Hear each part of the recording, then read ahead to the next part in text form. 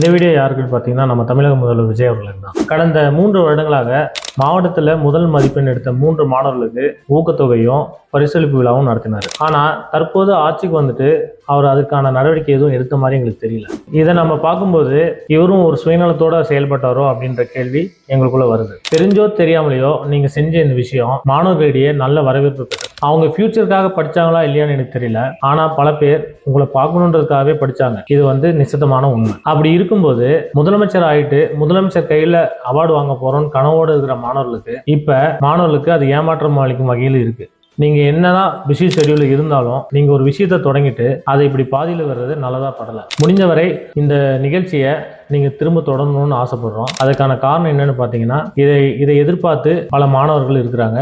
கடந்த வருடம் அவார்டு வாங்கின சில மாணவர்களும் அடுத்த வருடத்துல நான் முதல்வர் கையால அவார்டு வாங்குவேன்னு சொல்லி நம்பிக்கையோடு போயிருக்கிறாங்க. தயவு செஞ்சு அந்த மாதிரி மாணவர்களை நீங்க ஏமாற்ற மாட்டீங்கன்னு நான் நம்புறேன்.